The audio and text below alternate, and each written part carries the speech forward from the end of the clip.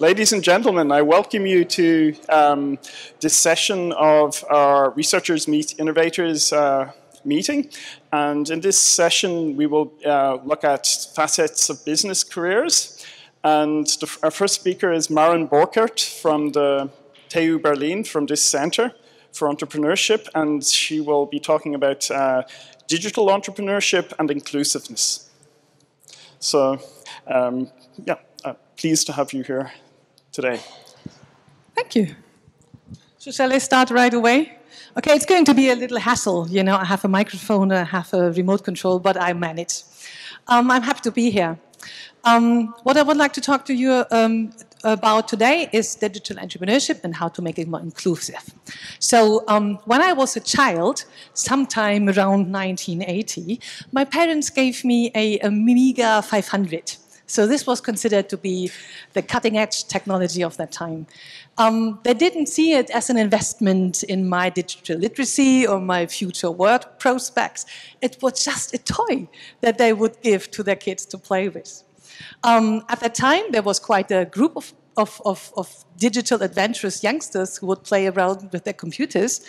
And only 30 years later, in 2019, Facebook recorded 2.3 billion monthly active users. So this is almost a third of the world population. And in 2015, the worldwide revenue from social media amounted to almost 23 billion. So this is really a very dramatic change in only a very short amount of time. My name is Maren Borkert. When I started my university career, university was completely different. There was no Bologna process. So I started studying linguistics, literature, economies of Romance societies like Italy, Spain, and France. I have a PhD in sociology, and I'm finalizing my habilitation in the School of Economics and Management at Technical University of Berlin. For me, digital entrepreneurship is a path to a more inclusive future. And I believe that at its heart, economics, it's about people, how they earn a living and how they spend what they have earned. So in my research, I focus on questions such as what incentivizes entrepreneurial actors, what are the gives and the takes in entrepreneurial transactions, but also how is the digital affecting economic inequality and its social and cultural costs. My theoretical approach is oriented towards the entrepreneurial ecosystem because it allows me to zoom in order to understand what motivates each individual actor within the ecosystem, but also to move out and see how actors and companies and startups interact, for example, with the city that surrounds them.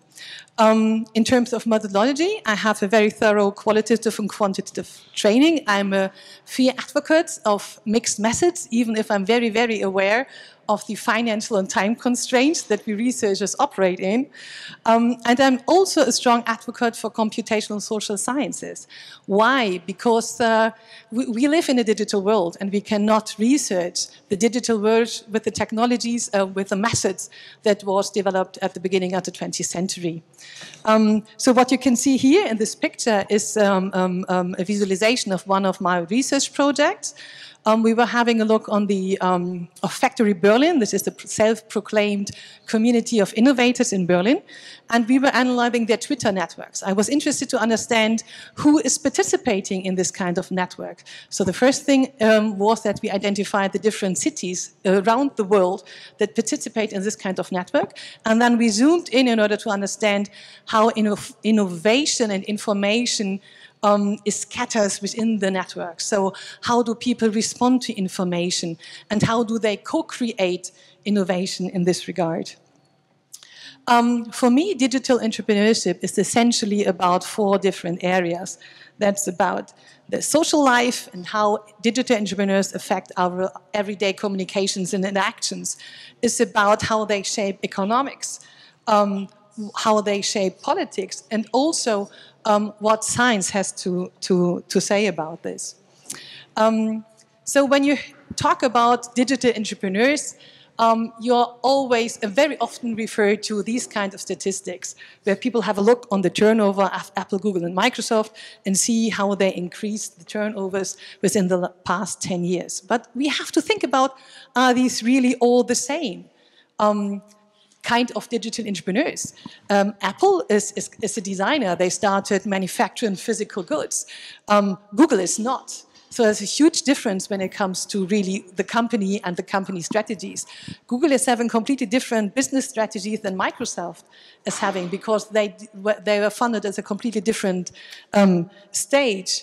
So digital entrepreneurs are not the homogeneous group that many people talk about. So what we do in our research,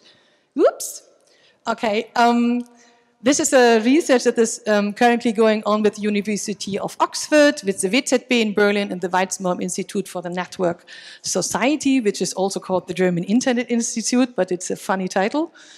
So we are looking at the different types of digital platforms that are operating in Berlin. We look particularly at the food delivery and the care working platforms to see their governance mood, to understand their business models.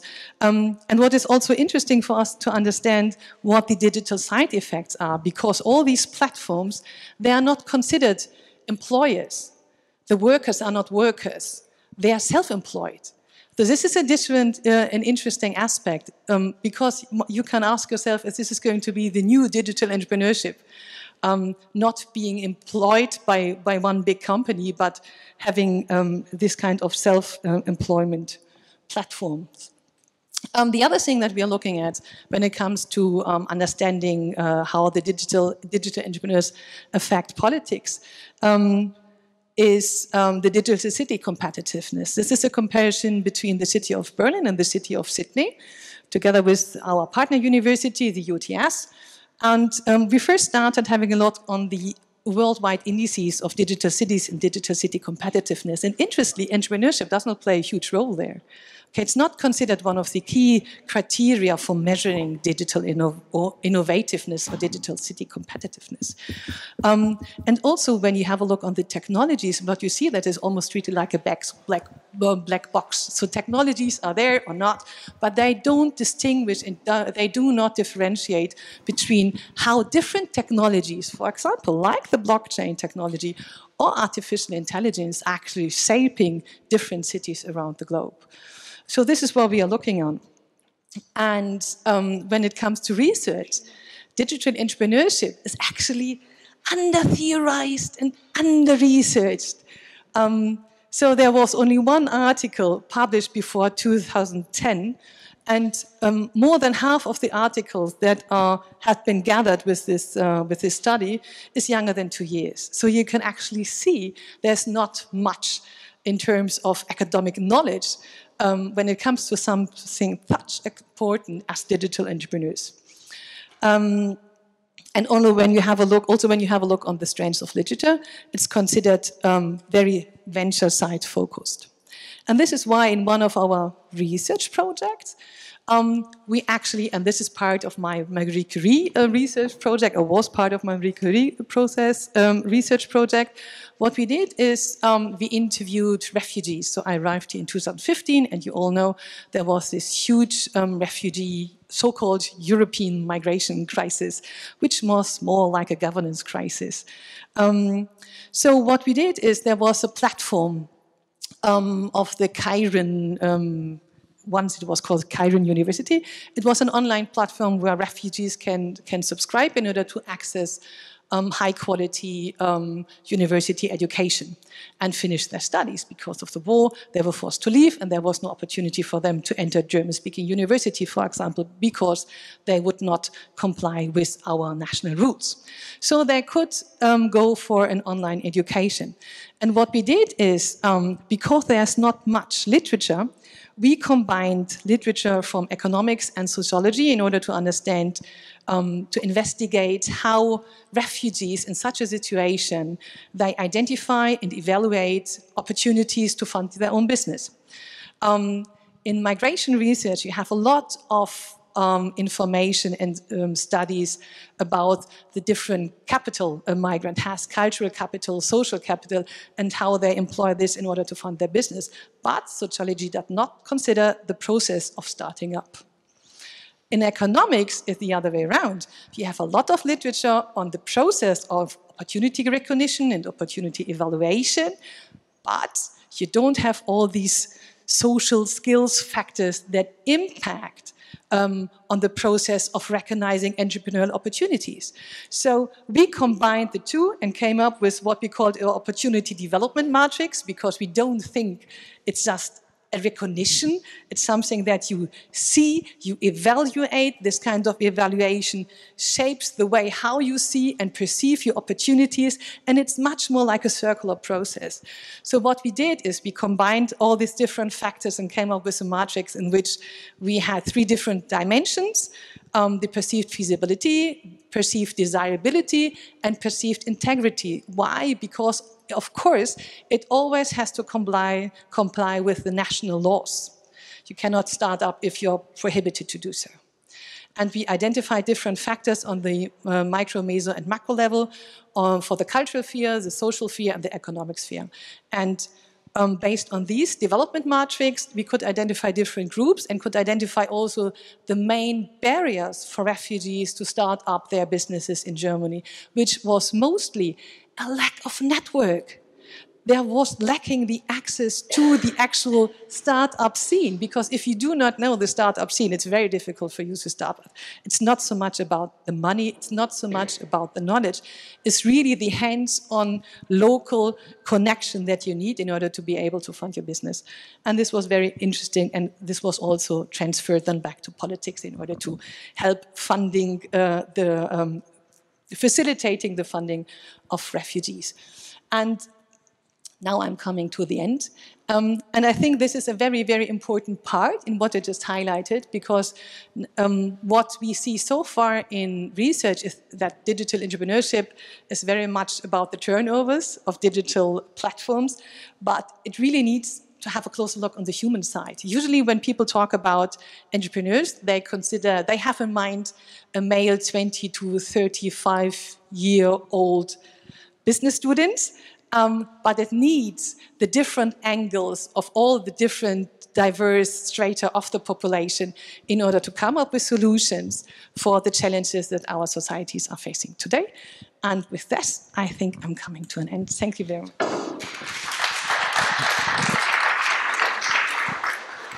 So, thanks very much for the very interesting talk.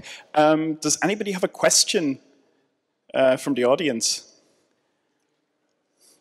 Well, if not, I have a question. It's kind of very many of the aspects you're talking about, migrants coming to Germany and kind of getting in touch with the startup scene here, could also be transferred to internationally mobile researchers who may have kind of much lower barriers, but also barriers in place. And can you see kind of for people from our audience, can you see kind of ways that they can get involved with kind of, say kind of processes, say the Exist scholarship, which is the main way to fund early career researchers in Germany. You have to make the proposal in German, which is a barrier for many kind of non-German speaking researchers in Germany.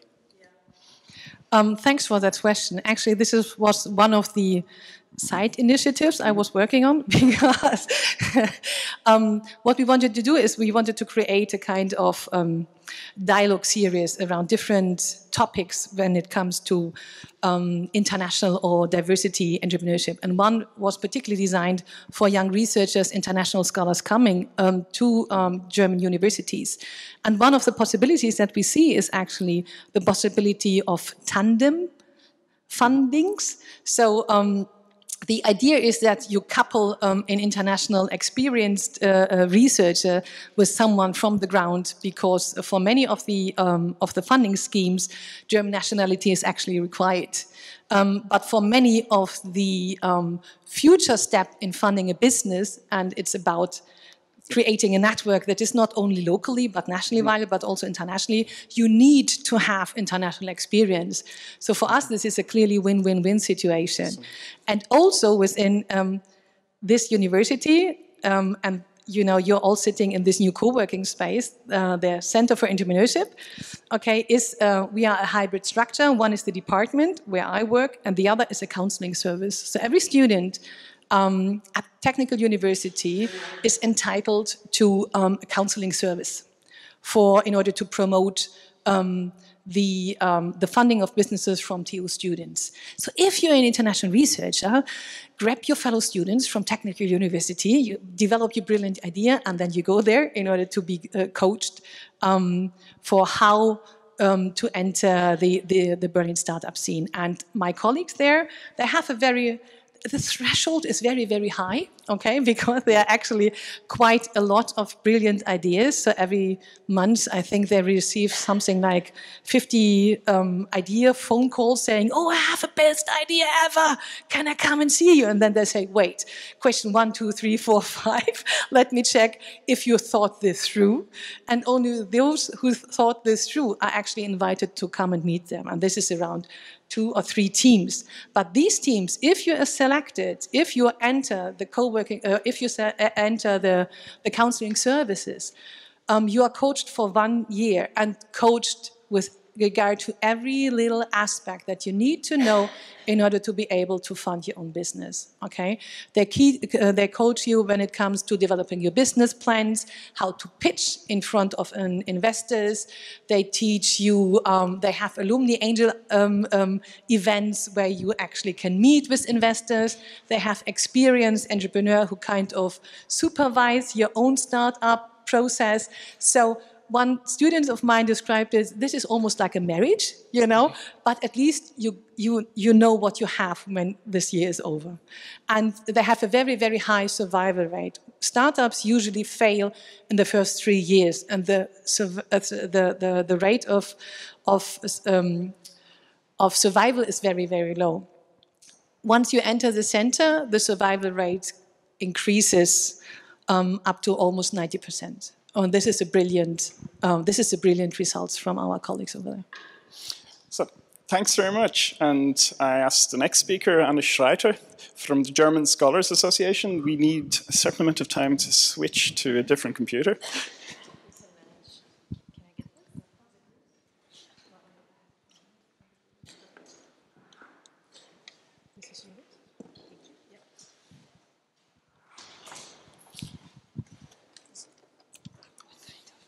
Try to do this as quickly as possible. So, this is mine. Okay. All right. Now it works. Okay. I try starting to talk already. Maybe then the beamer works with us. So, hi, my name is Anna, and I'm talking about careers for scientists in industry, actually. But the funny thing is, I'm not a scientist in industry. So how can I help? So my colleague Marike, who's here as well today, and we are helping researchers and scientists transitioning from academia to other sectors. Can be industry, can also be other fields. And the German Scholars Organization, or short the GSO, is a nonprofit that aims to empower young researchers and scientists to actually find impactful careers in Germany. And we do that by 3 things. So we give out we provide career coaching and career counseling. We actually offer grants that fill gaps in the current research landscape. And we offer access to a network of peers and also experts from different sectors, because we believe that connecting and talking to peers and talking to experts that already did this transition is one of the most helpful things for you. So I have one question. Is there anyone of you who already works in industry or in the private sector? Oh, okay, already a few. Perfect. And who of you is actually just like on the verge of, well, I think that would be an interesting field? Okay, so what I try to do is actually give you a short overview of experiences and steps that you could take. So I really like this little cartoon because this depicts basically the career strategy process of many PhDs. So I think you can see it. I think you should be more explicit here in step 2. And this is basically, how do I get from academia to like another job?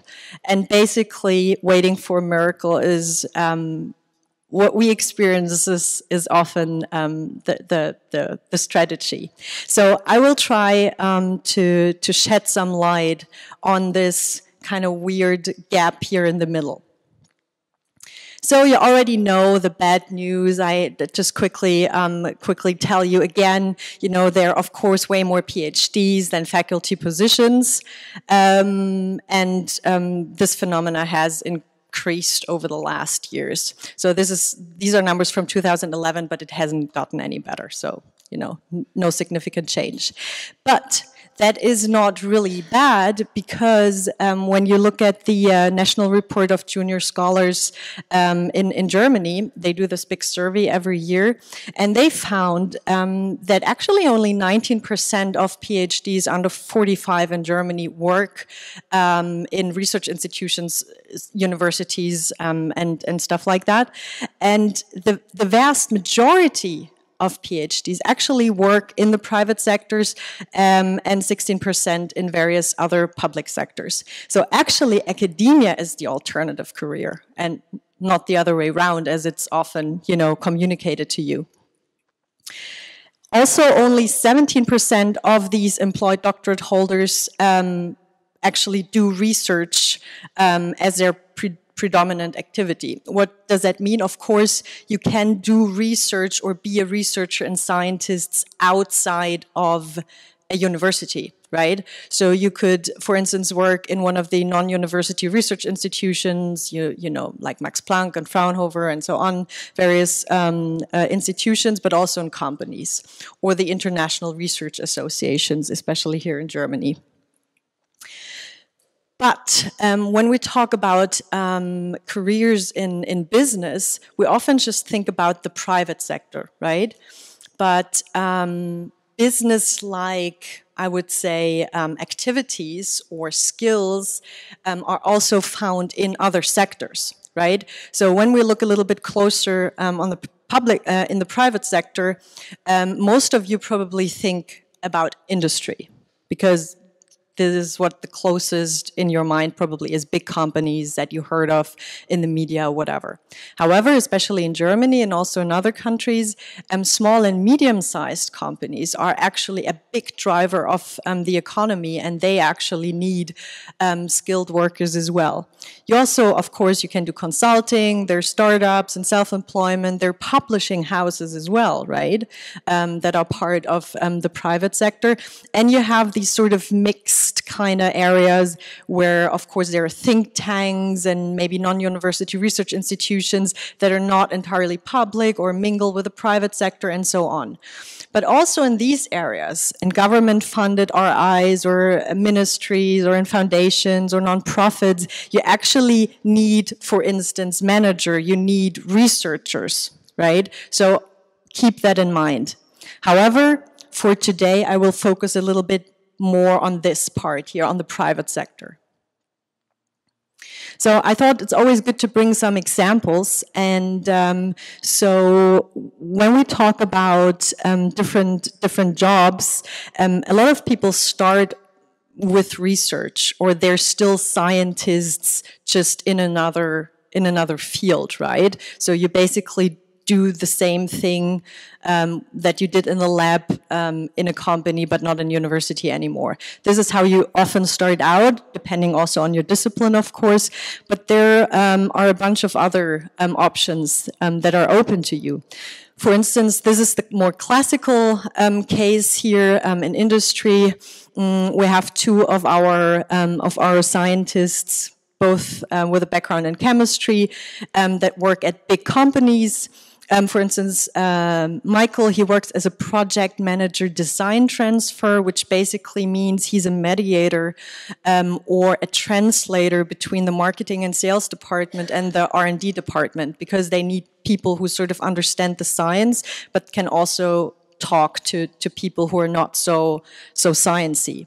Daniel is classically the head of a lab, right? So he has a research lab, he's an R&D. But also, as I said, don't neglect the small and medium-sized businesses, because you, for instance, need scientists like Ola, who's a physics guy, and he works in product development for a glass production company. What else? Of course, we talked about startups and self-employment today. Simon just a few years ago founded LabFolder. It's like a digital lab book. But you can also be in a publishing house. For instance, Stephanie, who has quite an interesting interdisciplinary background in biology and German literature, started out with De Gruyter as an editor. And now she's the CEO of Science Open. That's more on the nonprofit side, but then once you have a foot in the door, it's easier to switch. And also if I think most of you are STEM, is that right? Is there anyone non-STEM here? Okay. But even if you could be in STEM or not, doesn't really matter. When you're here about consulting, you might think about McKinsey or Boston Consulting Group or like those big ones. However, there are actually quite a few very small specialized consulting firms that might be even more interesting for you. For instance, René, he works for HirschTech, which is a company that builds intranets for big companies or big organizations, and he's accompanying the change management processes that come with introducing new technology in a company, right? So this is also quite interesting. Now, those are only a few examples. So whenever, like, let's say you are looking for jobs or things that you might find interesting, you need the right keywords. Like, you need to know, what do I actually type into Google search that it spits out some stuff. So especially for STEM people, all of these industry positions are sort of interesting. I just will point out a few because some of them are quite self-explanatory, like research scientists or whatever. Interesting is, for instance, application scientists. Application scientists work with customers. So you're basically the bridge between the company and the customer. You help them deal with problems. You give trainings, workshops, accompany like the introduction of new technology in the company. Quite a big field is being a scientific or a technical writer. That means you're producing everything that is written. For instance, in a medical company, they need to write certain statements for public institutions or for customers or something like that. So if you enjoy that, that's an interesting part.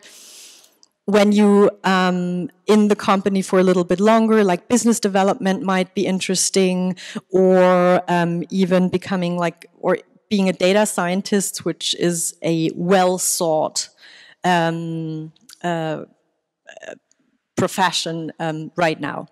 IP lawyer, you can actually do another little education. I think it's up to 5 years, and you can become an IP, an intellectual property lawyer, if you like to do that. So there are a lot of opportunities. This can be a bit overwhelming, and we often deal with postdocs or PhDs like you, and they don't even know where to start. Like, what do I even do concretely if I want to, if I want to start and look for a non-academic job? So what it comes down to, what it boils down to, are these few steps. And of course, this is not a linear process. So these different steps are intermingled, right? And they might change over time as well. So first of all, you have to work with yourself. Like, you have to know, what do I actually want? And this is, those are like almost kind of the big questions of life that you need to ask. Who am I? What do I want? And where am I now? But this is basically a little bit more you can ask yourself the question, like, in what kind of work environment do I actually thrive? How much money do I want to earn? Where do I want to live? What's my work-life balance? How, you know, these kind of questions. What are my strengths? Strengths are actually not only what you do well, but also what you enjoy doing. So think about what do you actually enjoy doing and not only what are you doing well.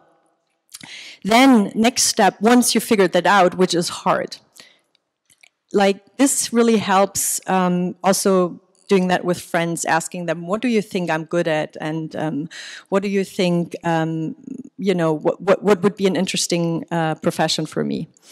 Then the next step is the message. That means, how do I translate what I like and what I maybe know that I can do in academia? How do I translate that to an audience that is not necessarily academic or that is in a different sector, you know? And so the way you communicate has to be a little bit different. The wording, you know, the kind of presence you have to show is a bit different. So ask yourself, who would be your audience? Like imagine a person. Nahama today, she basically said she works with personas. Like you should also work with personas. Who are you trying to address? Is it like a scientist in a company? Is it someone you met at a conference? What kind of person is that? Next step is visibility. Who of you has a LinkedIn profile? Ooh, wow, you're doing well. Who of you has their own website? Well, you don't need any help, I see that, with visibility. So don't be shy of promoting yourself. Self-marketing is nothing yucky. It's basically you need to show other people who you are. And if I Google someone and I don't find anything about this person, or I only find like weird pictures, then that's bad. So see it as the opportunity for you to have agency over what other people see of you. Like you're in charge what other people see of you. And also keep in mind, like, if I was, like, let's say, a potential employer, what would I like to see? What do I think what would be important for me? Then, of course, you know, building a strong network, build it before you need it. That would be the best thing. Use LinkedIn. That's actually quite helpful. Talk to people at conferences. Conduct informational interviews. Has any one of you ever done that? Conduct an informational interview? Does it ring a bell? So basically it means that you are, let's say, interested in a specific field or industry or company, and you basically just pick out a person, maybe over LinkedIn, maybe you have a common contact or you meet someone, and then you just ask this person, can I have 5 minutes of your time, and call you or invite you for coffee, and I would like to ask you a few questions. And then you can do that. And usually people feel a little bit flattered when, you know, you want to know something from them and you put them in the role of an expert. So you can actually do that, and then they learn about you. Don't ask them for a job or anything, but ask them about the field and the company. And that helps to get a feel for certain fields or companies. We can dive in that deeper later on if you like. And the last part is crafting a great application, because of course the best way is you're suggested or recommended by someone, and then you get a job like that. But that's often hard. So it's more likely that you will apply for a job. However, it's also good when you apply for a job is to know someone in the company before that. So reach out to someone maybe before even a position is open, if that's in a company of interest for you. And crafting a great application basically means don't send your academic CV and don't send like 2 pages or 3 pages of, you know, a motivation letter or whatever. Basically, a good motivation letter starts with a great intro, not this, hereby I apply for this job, no. Start with something like a little story, or start with why do you think this company is actually great, or you're interested in this company.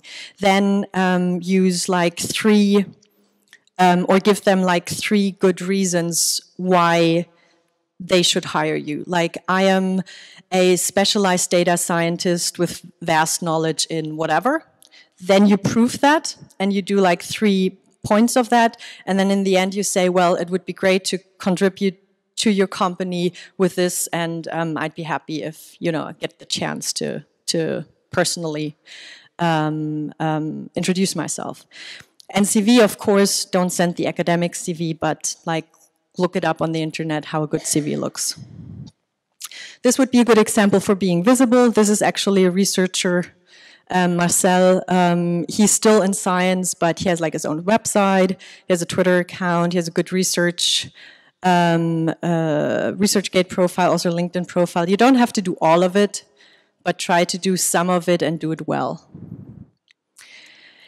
In the end, there are a few career platforms that are not only focused on Germany's, or if you're interested in transitioning to industry or an academic, non-academic career, check out these platforms. There might be helpful information for you on that. And if you have any more questions or suggestions, you can contact me and also Marike through these channels. And yeah, thank you very much. And I hope you're successful.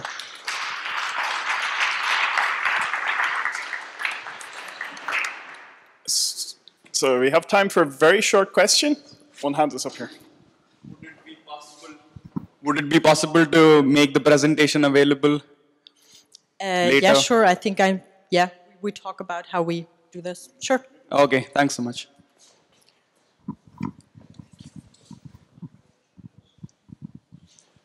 So I think we'll move on to the next talk because we're a little bit behind schedule.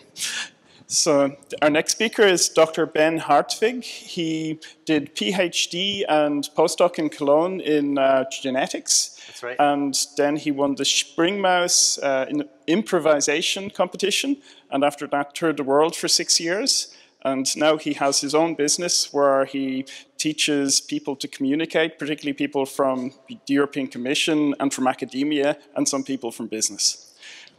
So. Wow, thanks, Brian. Hey, how are you? On a scale of 1 to 10, how awake are you right now?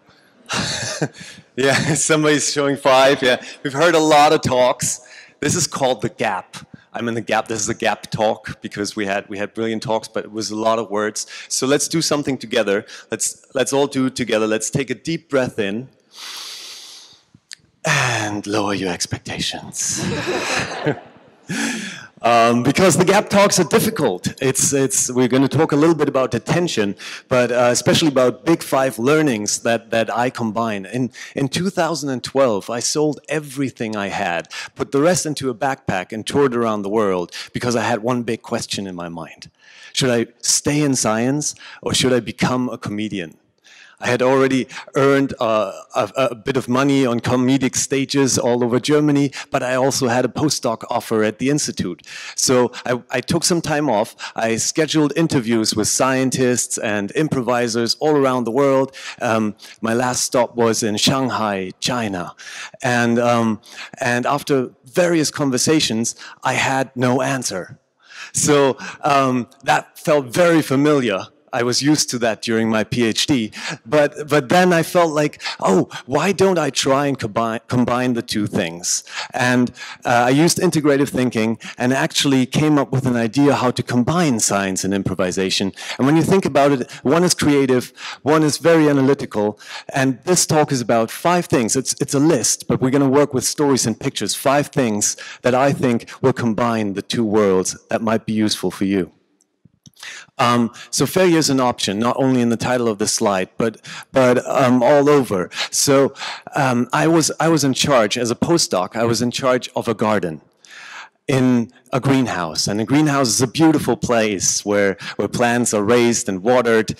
And I was in charge of about 1,000 plants, rare species that we had collected from all over the world. And we wanted to sequence the genome and unlock the secrets of those plants. One morning, I came into the greenhouse and all the plants were dead. And I died inside a little bit. Because what had happened is they weren't watered automatically with water, but with 100% fertilizer. And they had all died away because a valve was broken in the system. And this sometimes happens in science. So I was about to give up, but I had a good friend called Liang Yu from China. And he came to me and he looked at me and he said, 冬天来了，冬天还会有吗? When winter comes, is spring far away? And those words stuck with me, and he was right. Yes, I already had the seeds. I could grow the plants again, so that was easy. And I already had resources. I had my network. I had people to rely on. So one thing I learned is it's easy. People cheer for you when you're doing well. That's easy. They always flock around the successes, but you need people in your network who cheer for you when you're not doing well. And that's harder to find. So as you went through the day, you had less and less attention. And attention is a very important currency that you work with in business. And there's several ways to raise the attention again. In the beginning, when I came on stage, I was pretty interesting to you because I was new. So I had about 85% of you being attentive. Then during the middle of the talk, it dips to around 30%. And towards the end again, it raises to 90% of attention in the room because he's about to get done. And the worst thing you can do as a speaker is a fake ending. So sometimes I watch speakers and they say things like, to conclude my talk, and then they say, now we get to the second part of my talk, and they lose the whole audience. There's something in your brain, in the mid part of your brain, evolutionarily speaking, we go from old in the bottom to young and top, called the thalamus. And the thalamus can open and close. And when it's closed, you lose attention of people, and people can't listen actively anymore. But there's a very simple way to open it again with different information. We feed it with different information. So I ask you to do this with me. I'll count to 3. I'll say 1, 2, 3, and I'd like you to shout out the word hey, H-E-Y, exclamation mark, and raise your fist into the sky. So we'll do that together. 1, 2, 3. Hey. 1, 2, 3. Hey. I feel like a Viking right now. It's really nice because you get attention back. We've moved physically, we're aware again, and you can use that tool in any workshop, in any talk, to remind people that you're still speaking. There's another thing that I came across. There's a brilliant podcast called Brain Science, and in that podcast was Dr. Quiroga, who used to be a physicist and then moved to the UK, and he measured the activity of single neurons in brains. He had one patient in his lab, and he put an electrode into that brain. And when a neuron fires and the signal is amplified, it goes something like in the lab. So Dr. Quiroga was measuring the activity of a single neuron in the hippocampus of your brain. You all have one, and he was surprised that whenever he showed that patient a picture of Jennifer Aniston, that neuron would fire. When he said, Jennifer Aniston, the neuron would fire. When he whispered, Jennifer Aniston, the neuron would fire. When he wrote down Jennifer Aniston, the neuron would fire. But for none of the other friends, not for David Schwimmer or any person else, just for Jennifer Aniston.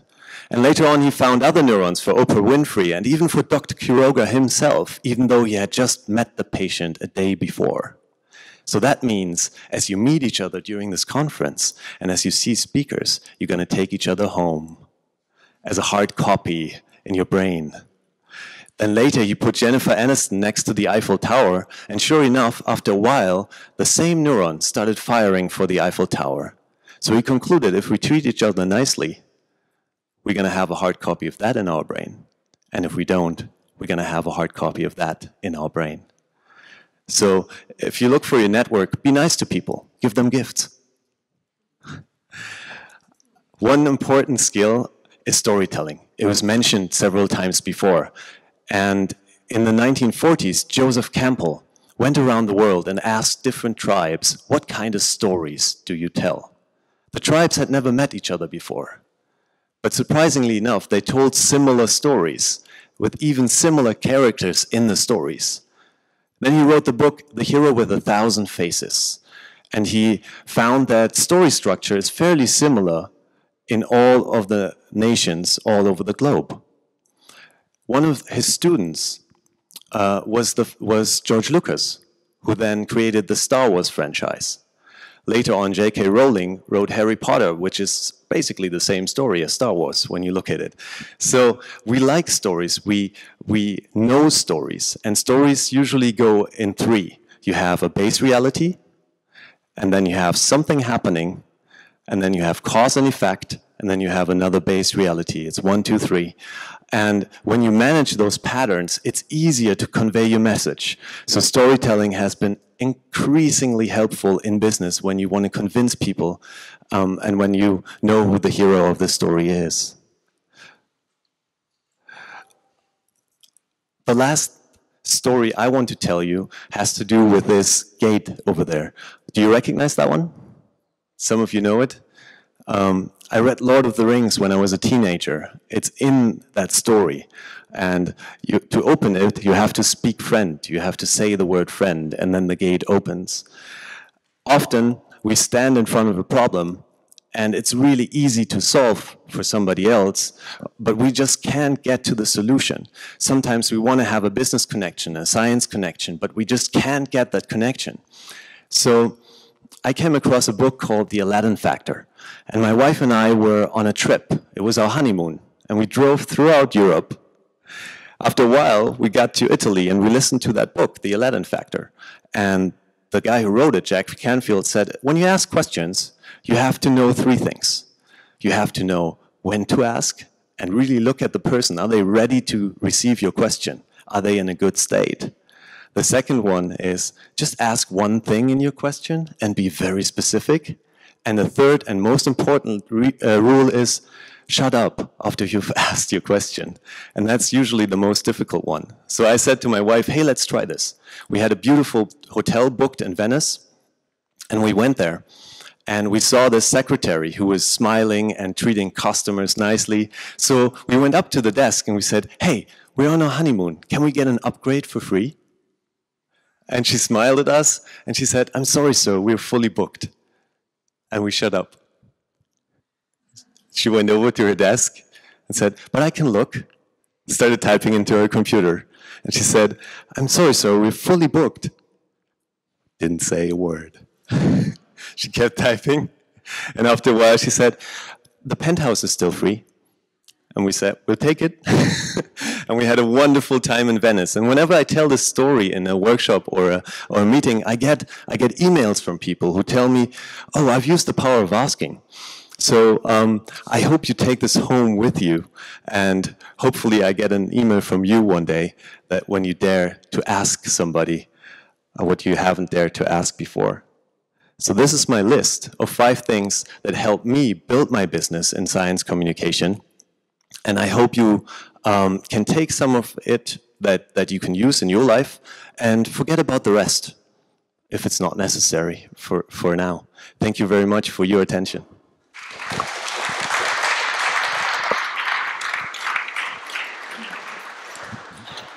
So thanks very much, Ben. And if anybody would like to use the power of asking, and now is the time. So now I have to. You saved Brian there. Honestly, for me, it was very interesting because I have like kind of certain affection for the comedy, and I like a lot the way that you can disinvolve in the while you are saying the story, as you said. But have you do you have to adapt a bit the way that you present data while you are trying to also make it interesting? I mean, do not lose the serious stuff while you are trying to engage people as well at the same time. So if I understand correctly, is this too humorous, and do I have to stay serious sometimes to convince people? Yes, definitely. It depends. You have to know who you speak to. So a lot of times I work with very analytical people, and if I do things like 1, 2, 3, hey, the first question that is in the room is why? Why should I move? Right? So you get a lot of resistance when you do something physical, when you do soft skill works with analytical people. So what I have to do is explain for much longer than when I work with actors. Because scientists always want to know why, and then they choose a small fraction of what they do. And actors just do stuff, and then they ask, why did I do that? So that's the difference. Yeah. No, definitely have to adapt. And when I work with scientists, I have to say the numbers and have to say this publication, Levrek et al., 2017, more and more PhD students suffer from this and this and this and this. And then we can do the exercise. Yeah, it's true. The wrong address. geosonet.org, not geoso.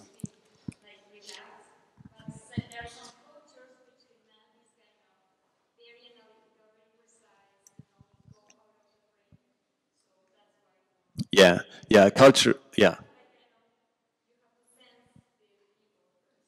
You have to sense the people, and I'm aware you'll always lose some people.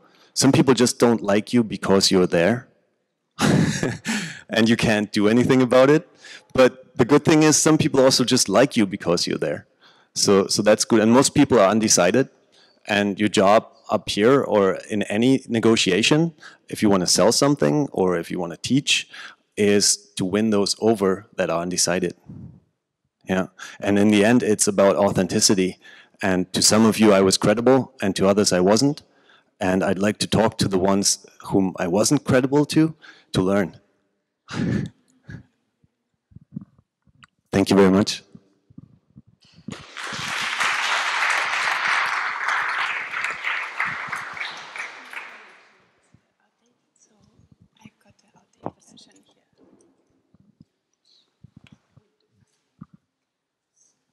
So, thanks very much, Ben. And our next speaker is Marion Devuassu from CERN in Geneva.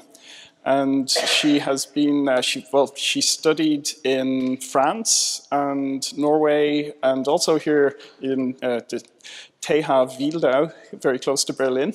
And she now works in the open data service of CERN. Yes, that's correct. Thank you, Brian. So good afternoon, everyone. I know that I stand in between now and the social event, so it's quite of a hard talk, but I'll try to be as interested as possible. And the attention has been right before, so it's a perfect platform to start. I'm Maren Borkert, I work at CERN. And I would like to talk today about a very concrete opportunity for the Marie Curie alumni fellows to get access to commercial cloud services for their research. But before I talk about this opportunity, I would like to talk a little bit about CERN. So CERN is the European Organization for Nuclear Research, and it has been founded in 1954, just after the Second World War. And the vision behind the creation of the lab was to make a big collaboration, international collaboration for science.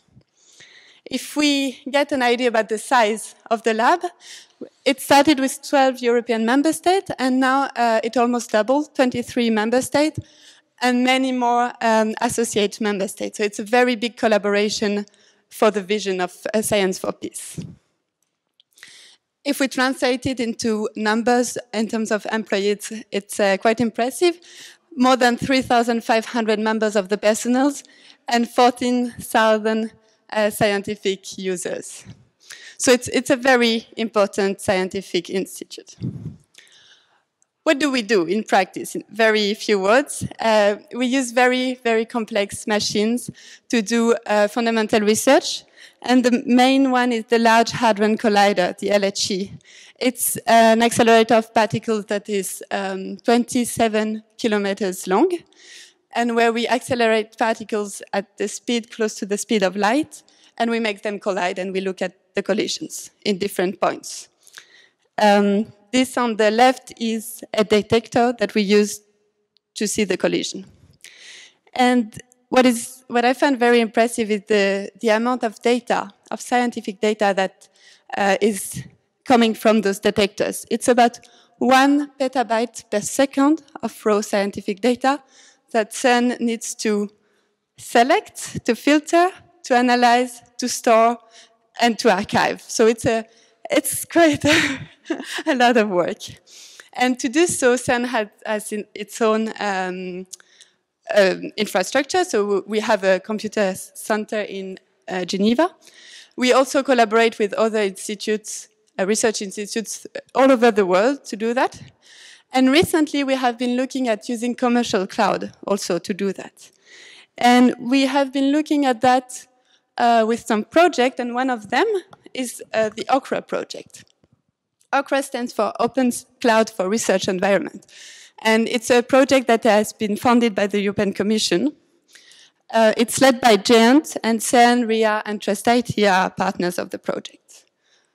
Just a few info about the project. So it started in the 1st of January this year. It's going to last for 3 years, and it's going to participate to the EOSC, which is a big initiative led by the European Commission to help European researchers. And very concretely about the objective of this project is to accelerate the cloud adoption of commercial cloud services by researchers in Europe. And it will do so by running a pan-European tender, so selecting few cloud services providers that are meeting your requirements and can provide you with the resources you're looking for. So basically the project is about bridging the gap between the researchers that are in need of cloud computing resources and the services providers that can provide it for you. It's building on 2 previous projects, the Helix Nebula Science Cloud that was led by CERN, and the GEANT Cloud Framework, just for information. So this was to set the context, to give you a bit of information about where we are. And now I come to the very core of my presentation, which is what is interesting for you if you're a Marie Curie fellow, is that you can get vouchers from us to access commercial cloud resources for your research. So to give you a bit more of information, those vouchers will be provided by some cloud services providers. I'm sure you know some of the name. Amazon is there, Microsoft, and some European cloud services provider that can provide you resources. They will be available to you as of September this year. And they will be free for you. So you will not need to give any credit card, any billing option. You will get the amount and you will be able to use the resources for your research. The amount you can access to is between 1,000 and 5,000 euros. So you can really do quite a lot of research there on the commercial cloud services. You can use it for 1 year, as of the date you start activating the voucher. And you can use it anywhere in Europe. So I think it's really relevant for many of the researchers that are in the room if you are in need of commercial cloud services. So what would you get in practice? You would have access to a service and a financial dashboard. So you will have access to an environment where you can see how much money is left on your voucher and which kind of services you can use it for. The project team is expecting that the services you can access with that voucher will be all the services that the cloud providers are offering. You will have a dedicated working environment. So if you don't want your data to be shared, they will not be shared. And you will have sufficient time to repatriate your data. So there will not be the problem that from one day to the other, you run out of money and your data is lost. You will be warned and you will have sufficient time to repatriate your data. So you might think, okay, this is very interesting, but how do I get a voucher? Well, this is the process. We have a form, and the link is here, and it takes about 10 minutes to fill in. It's very lightweight. And once you have filled in the form, and once many researchers have done so, the project team will analyze the request compared to the offers from those commercial cloud services providers, and we will do a mapping, and then the vouchers code will be distributed to the selected researchers, and this is expected to be done in September this year. Then you have 1 year to use your voucher, the way you want to do, as long as it's for your research. And what we will ask from you, basically the only thing we ask is your feedback. We will send a form to gather your experience, to collect your experience, and to do it better next time we do it. Okay, if you do apply for a voucher, you will see that we ask some questions about your field of activity, about your gender, and so on. And I just want to show you how we use the data and why we ask that. We use the data to make a landscaping of the requirements of the researchers in terms of commercial cloud services. And we did a first analysis based on 65 answers that we got already, mainly from Eurodoc researchers that were doing research in Europe in various fields. And it was quite interesting for us to see that the majority of the respondents had already experience with commercial cloud. And when we asked them, why do you want a voucher for? Which kind of services will you use? The main one are compute, storage, data management, and data visualization. And once you will have filled, if you do so, the form, we will update these results, and this is what we will give back to the European Commission in the context of the EOSC, so that they know what European researchers are looking for in terms of commercial cloud services.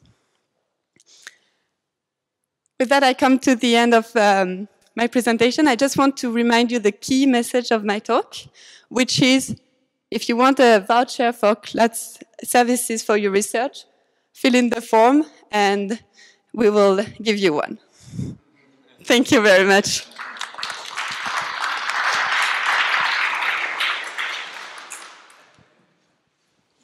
So thanks very much, Marianne. Does anybody have questions? I have a question. Kind of, how much data is 1,000 to 5,000 euros? Kind of in gigabytes, or does it depend on which services you access? Yeah, it really, really depends on which services you access. So if you use it to store your data only, in a cold archive with 5,000, you can store it for a very long time. If you use it to make a very intense analysis, which requires a lot of compute power, 1,000 will go very fast. Yeah, it really depends on the service you use. So you can access kind of storage, but also for analysis and visualization of data. So it's so that if your institution doesn't have a particular access to, say, MATLAB, most institutions do have access to MATLAB, but if they didn't, you could do it through your service. But if there's kind of some software which is more specialized on that your institution might not have, you can access it through your system. Yeah, possibly. exactly. So what we ask from the researcher applying for the voucher is to select which services they want, and then we will see if those services are provided by the selected cloud providers that will have responded to the tender that we will run. And then if there is a match, you will be able to use that service on the cloud provider that is providing the service. So if it's a very specialized service that you're asking for, there might be only one cloud service provider that offers it.